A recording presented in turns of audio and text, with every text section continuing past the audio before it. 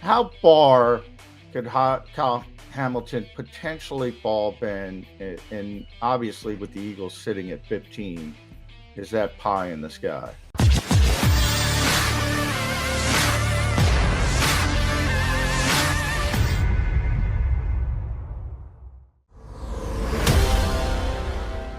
Through it, but I see Ben. Ben has popped up, so let's bring Benjamin Solak on.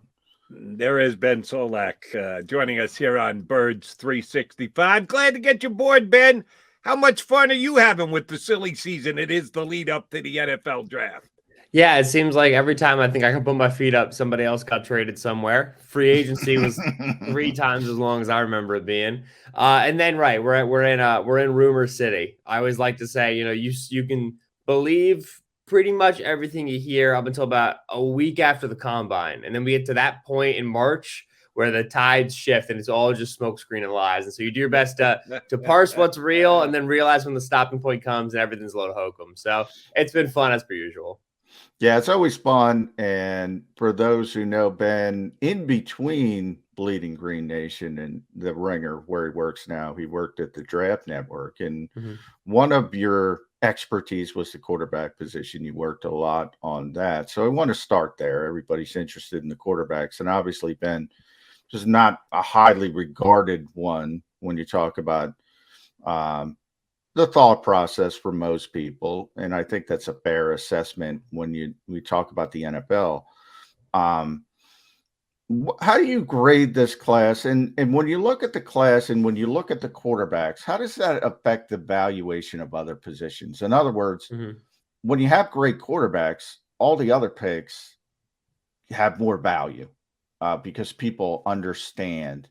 Have you seen that? Is that a thought process around the league?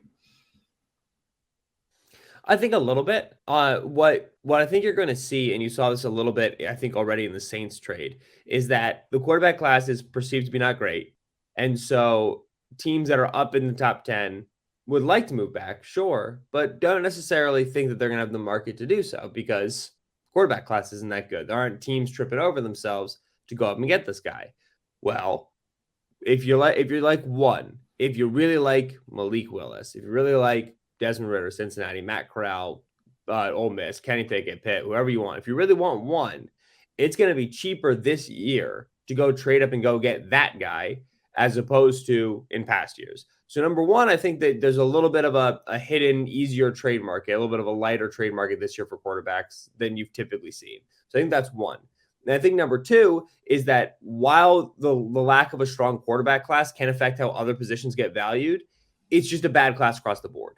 And that's the thing about the bad quarterback class. It's a nice, easy talking point. Like, oh, quarterback class isn't that great. But if you listen to like draft guys, right, like Zerline and Brugler and DJ, they talk about this draft like it has a lot of depth.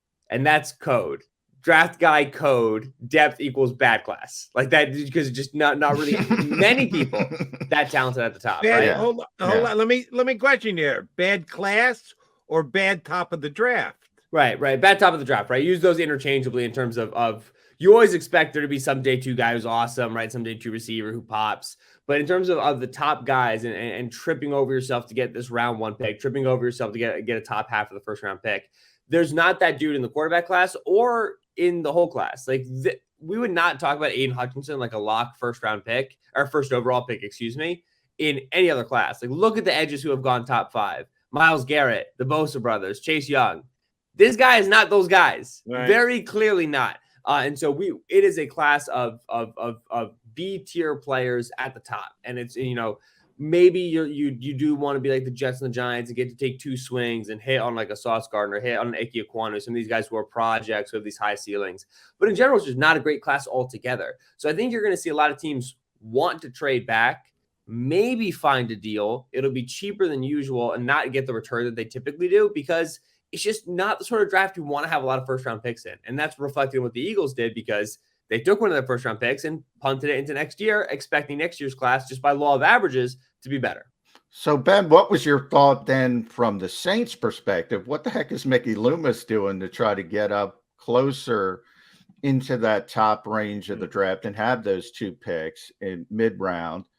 In a year, he lost his head coach. No more Sean Payton, obviously. Mhm. Plus, you lose Teron Armstead. You lose Marcus Williams in free agency. What the heck was your first thought when Mickey Loomis is pulling this trade?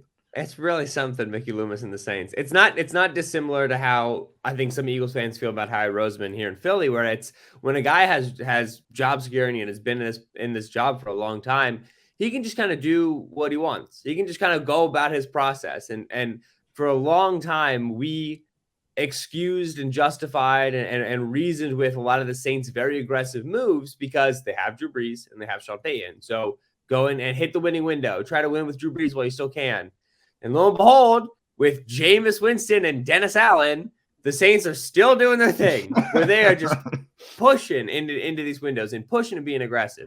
I personally think the plan for the Saints is to package the 2 first-round picks and move up for a quarterback on draft day. That, I think, is plan A. I think if they have to make 2 non-quarterback picks, they'll be okay with that. Whatever, that's fine. They have some holes in the roster.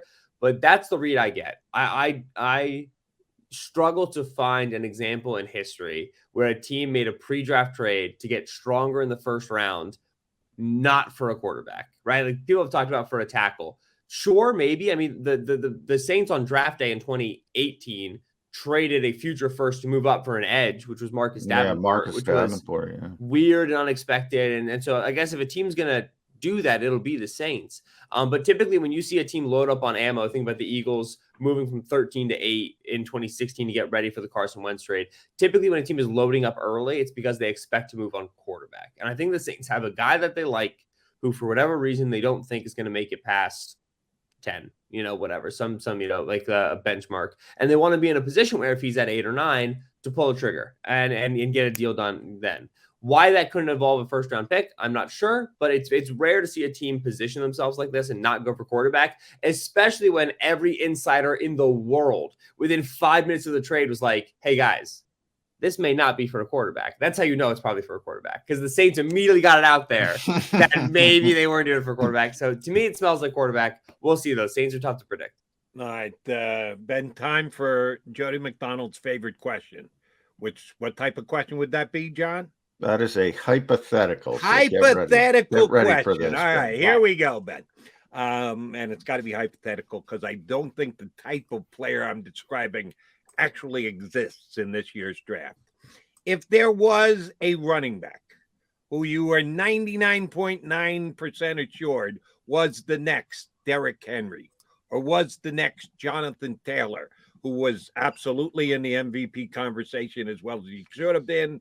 It's just a big hurdle to get over when it comes to quarterbacks as compared to running backs, but he was that good for Indianapolis this year. If that type of player were available in this year's draft, how high would he go and what team would actually go, damn, you're telling me I'm getting the next Jonathan Taylor? I got to take him at this spot. Where would he go? What team would he go to? You said 99.9% positive? Yes, that he's going to be the next Jonathan Taylor. One. Wow. He goes to Jags. And the draft, if I can get certainty in the draft, I will pay whatever you want for it, right? And that's the big, fallacy in the draft space is this guy's canvas prospect. Yeah, he is. He can miss. He can miss a lot of ways. NFL teams have a myriad of methods to screw up prospects, baby. They do it all the time. Like, listen, this 99.9% Derrick Henry would be going to the Jaguars, who are currently doing everything they can to screw up Trevor Lawrence, who was the most you can't screw up this quarterback guy in ages, right? Yeah. It is so easy to talk yourself into fictitious certainty of draft prospects. Aiden Hutchinson, he loves ball. Didn't go on spring break practice. Loves ball. I love that. Nick Sirianni loves ball. Loves ball. He's a competitor. He can't miss. Loves football. Lives, breathes, high motor player. We were not talking about this guy as a first round pick 12 months ago. Without an extra COVID year of eligibility, he's not a first round pick. This is absolutely a can miss prospect. And that's true for every first round pick, every first overall pick in all of history, is that there's ways that these guys miss. So if you're telling me I've got certainty, brother could be a punter for all I care. If I know he's going to be an impactful player, I will take him immediately. Well, I'm not going to say can't miss, but I think he's the best player in this draft, and I think the NFL is going to miss, and that's Kyle Hamilton, the safety from Notre Dame. Now, a couple things. It's a devalued position, not as bad as running back, but almost as bad. Mm-hmm. And he didn't run well. Didn't run well at the combine. Didn't run well at his pro day. How far could Kyle Hamilton potentially fall, Ben? And obviously, with the Eagles sitting at 15, is that pie in the sky? It's a little pie in the sky. I'm perfectly happy to keep believing it, though, because I love the player. And if you were to make it to Philly, I would go nuts. If they passed on him, I would have a breakdown a little bit. But they might, by the way. Yeah. What I think you're seeing from mockers right now is kind of that 7 to 10, 7 to 11 range is the floor. You still occasionally see him at like 3 to the Texans, 2 to the Lions, whatever. But Atlanta, which is a team that just like needs good players, period. Washington at 11. I saw it from Peter Schrager this morning. Houston at 13 as like a floor. Again, they just like need good players. Players who just have like a bad roster, right? Teams who just have a bad roster. Or just go ahead and take Kyle Hamilton. But I wrote about this month because it drives me nuts. This thing about safety value is that historically it's been a devalued position. You don't see safeties drafted in the top 5.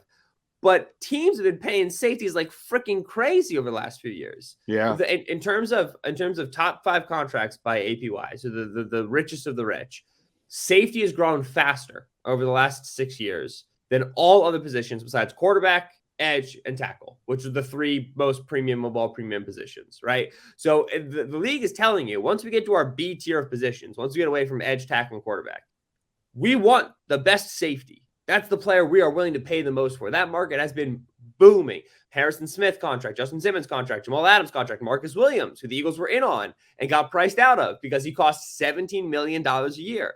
So Kyle Hamilton as a top 5 safety is not unreasonable. It is not a bad fiscal investment. And the teams that still believe that are working with archaic knowledge. They're working with old information. New information tells you that this is a position that is becoming premium. This is a position that is mattering, especially as Lee goes to too high world, which is what Jonathan Gannon and the Eagles want to do.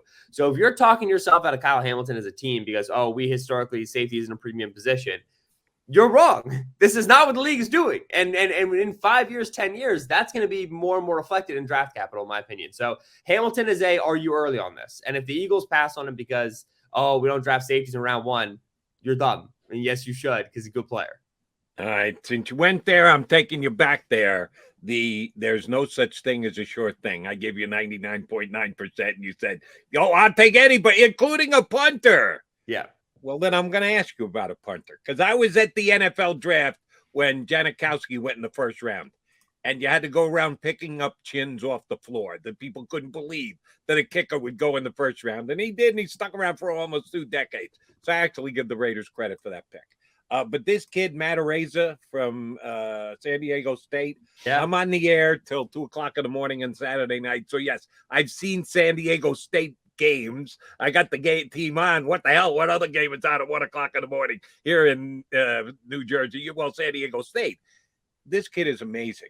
The stuff that he did this year and the statistics he put up were never achieved before in college by a punter. How high is he going to go? Would the Eagles use a pick on a punter in this upcoming draft?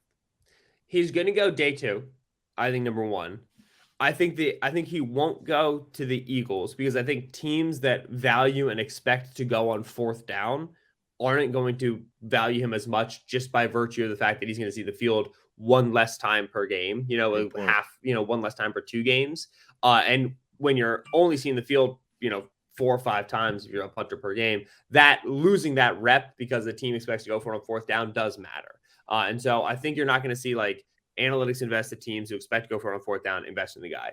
But if you are a contending team, if you're a playoff team, right, a team that doesn't have that many holes in the roster, and this sort of a guy is available, like think about what special teams meant to the Green Bay Packers over the course of their season, and then subsequently in their loss to the Niners, where the only touchdown they gave up was off a blocked punt. They care about special teams. They care about 3rd unit, and that's what I think we're going to see him go. So I would very much expect him to be a day 2 pick. And you're right to say this is the best punter prospect. That probably doesn't mean anything to anybody, but it is. He's the best punter prospect that's come out in a long, long time. And if you can consistently put people inside the 20, look at the numbers, man. Like the percentage of drives that end in scoring from inside the 20 versus outside the 25 are massive. Like the difference is notable over the course of a season. So he matters, and he's going to be a day 2 pick. It's a good point about the analytics-driven team, Ben. So we know the Chargers aren't taking him as well. There you go. Yeah. We know the Chargers. But I did want to talk about the Eagles, and we'll start with the trade. Obviously, I think it's pretty evident that Howie wants to get kicked back a year and get into the better quarterback draft class as a safety net for Jalen Hurts. But I've been talking to a lot of people about this, so I want to get your thoughts on it. Where did this "we're not ready" stuff start in the NFL, in a league where, if you go back to 2017, the only Super Bowl championship in Eagles history, I didn't see many people who thought the Eagles were ready. Where did this hand wringing of "we're not ready" begin in the NFL? Or do you think that's a little bit overblown and it's just more of a cyclical thing? I think it's a little bit more of a cyclical thing. I think you would say it began in the NBA, right? I think it began with tanking the NBA and the clear value that came from that.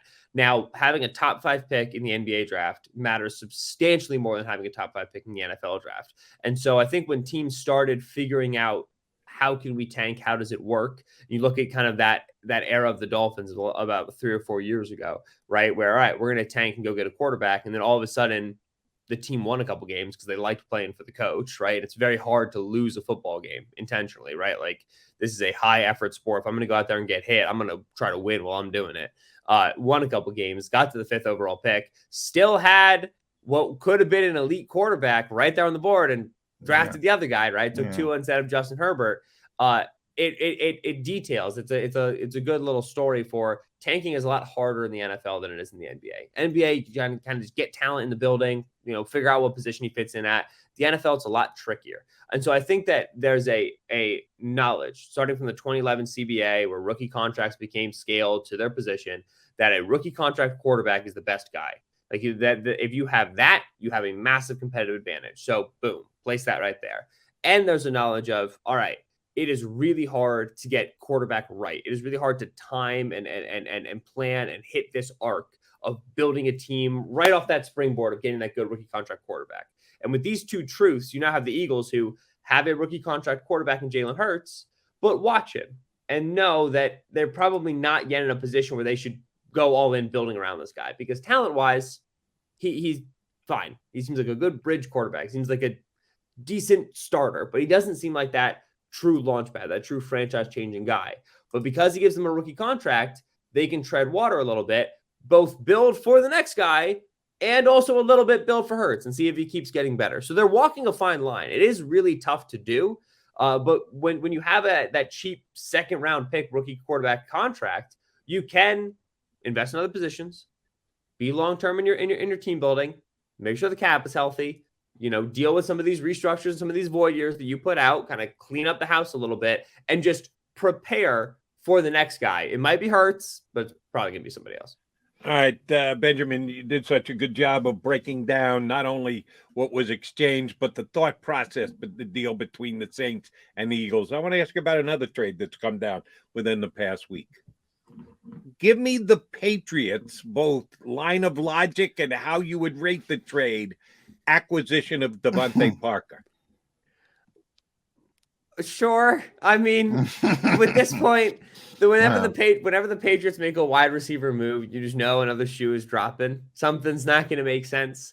Why it took a third-round pick to move the Dolphins off of Parker, a player they clearly did not want and had no plans to use, a player who's been banged up, I don't really know. He absolutely... Whoa. I got to stop you, both you and Johnny Mac. It wasn't a third-round pick. It was the moving back from a third to a fifth-round pick. They sent Parker and a fifth-round pick in exchange for a third-round pick. So it wasn't a third. It was the difference between the third and the fifth, which really isn't all that much. And I still think Parker's got game. That's why I asked you the question.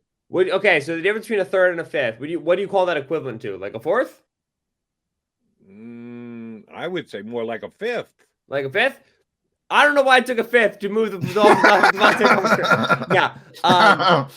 It is so rare to see an intra-division trade that if a team in your division is willing to send you a guy, to me that smells funny. To me, I don't. That would Donovan concern me McNabb, greatly. Washington back in the day. Yeah. So to me, that worries me. Now, Parker is very much the sort of player that the Patriots need, right? You look at how that receiver room is built with Jacoby Myers, with Kendrick Bourne, with Nelson Aguilar. They lack a ball winner on the outside. They lack size on the outside. This is why people wanted the Eagles to be in on Devontae Parker as well. And it would have made sense is because they need that ball winner, right? They need that downfield guy, contested catch above the rim, outside the numbers. So Parker fits what the Dolphins, fits what the Patriots need.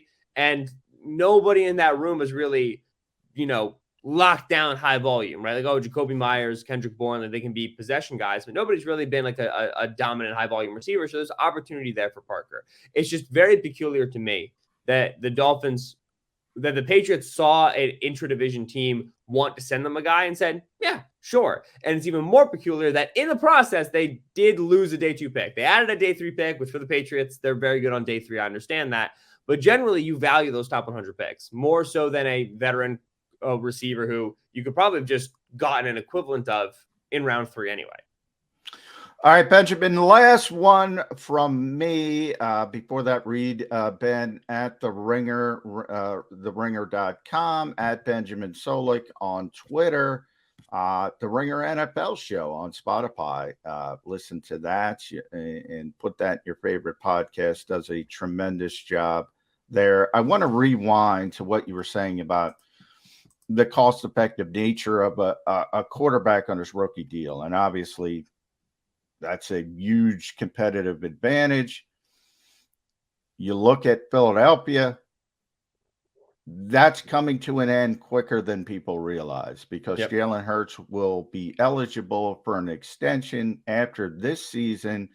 And we know you don't want to go in a lame duck season with a quarterback. It signals, if you do that, it signals bad, whether you want the quarterback, he doesn't want to sign with you, he wants to bet on himself, or you don't want the quarterback. Now, the cost of doing business on second contracts for NFL quarterbacks that are average to above average is basically about $30 million now. Mm-hmm. Do the Eagles want to go to more of a college framework and say, you know what, let's look at a 4-year window, 4 or 5 year window, and just keep turning this thing over until we can find the true superstar quarterback that is worthy of an Aaron Rodgers level contract? I think they want to wait for that superstar, and I don't think they want. I think they don't want to pay Jalen Hurts $30 million. I think following the college approach, which it sounds good in theory, is difficult in practice because you really, really, really need the personality, the leader, and the work ethic of a guy like Jalen Hurts, right? For everything Hurts is and isn't as a player, he has gotten better in like every season he has played college or professional football, which is wild to say. Nobody does this. Eventually, guys hit a plateau. They don't care as much, or they get the money and then they're done or whatever. And I remember watching Hurts at Alabama and going like, this is a running back. Like he cannot throw. And over 3 years at Alabama, and then the year in Oklahoma, and now 2 years in Philadelphia, he's just gotten better as a passer, better as a quarterback every single year. So firstly, that's awesome because it allows you as the Eagles to honestly and earnestly turn to Philadelphia, turn to the league, turn to your fan base and say, we think this guy might actually end up really good because he keeps getting better. And we don't know if that's ever going to stop ever. So we're going to let him keep playing. You also have to have a guy who is comfortable being put in a position where the team is not making a financial investment. The team is clearly in Deshaun Watson rumors, yada, yada, whatever, in you as the starting quarterback. And the guy says, yeah, I like that. The guy who was here previously didn't like that, right? That was tough for him mentally. And that'd be tough for a lot of people mentally. I would not be good. I would need Howie Roseman and Nick Sirianni to be up on the podium like, we love Ben. Ben is the best person we want to pay Ben so much. Otherwise, I'd be in my head constantly, right?